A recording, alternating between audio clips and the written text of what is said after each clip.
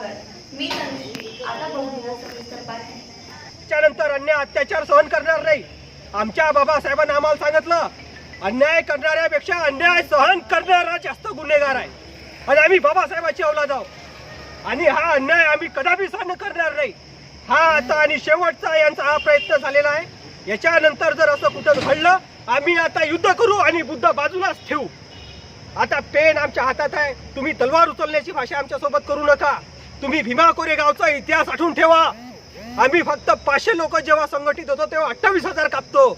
जेव्हा आता मी 1 करोड 2 करोड या महाराष्ट्राची बौद्धांची संख्या आहे, त्यावेळेस तुम्ही लक्षात घ्या या भारताची स्थिती कशी होईल। मी सचिन गजभिये, उपाध्यक्ष Republican Party of India social.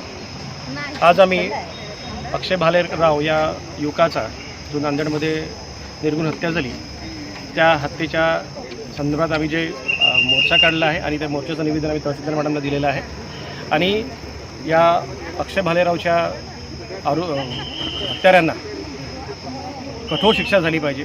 त्याच्यापेक्षाही म्हणेल की फाशी शिक्षा दिली झाली पाहिजे। आणि हे जे पुरोगामी महाराष्ट्रामध्ये या प्रकारची हत्याकांड कित्येक वर्षापासून चालू आहे। मागे एका मुलांनी फक्त बाबासाहेबांच्या गाण्याची ट्यून वाजवली तर त्याची हत्या झाली।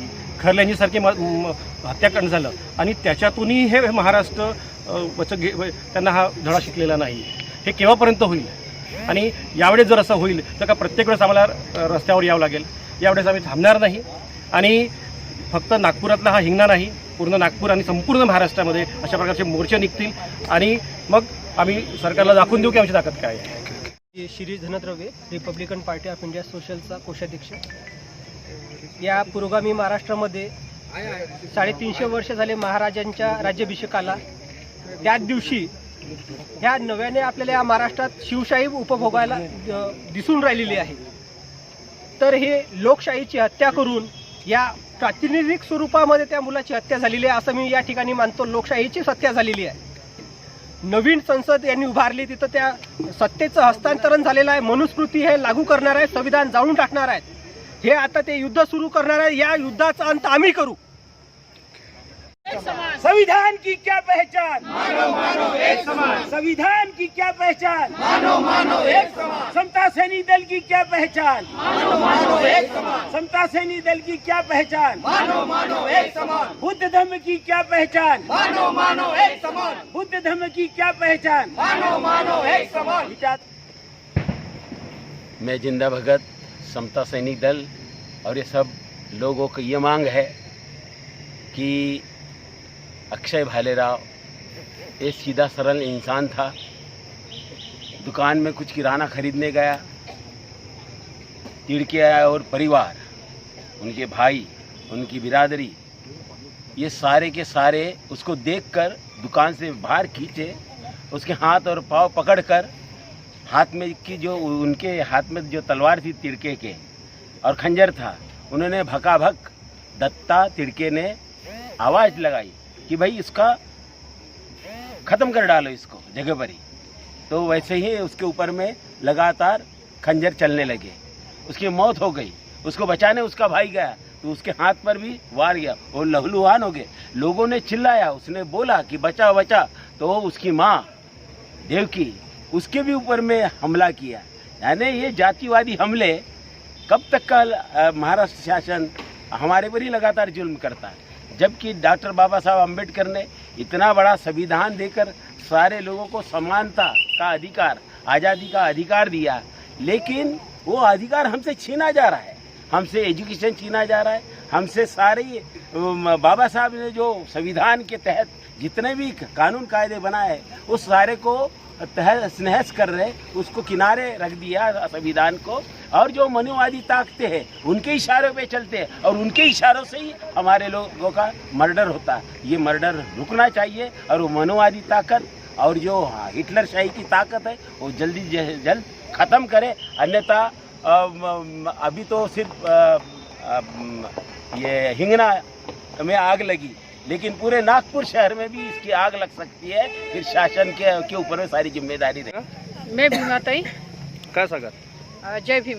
ये अक्षय भालेकर की जो हत्या की गई है, भालेराव, हाँ भालेराव की केवल जो है बाबा साहब की जयंती मनाने की वजह से उनकी हत्या की गई है। क्या बाबा साहब की जयंती मनाना इस देश में अपराध है?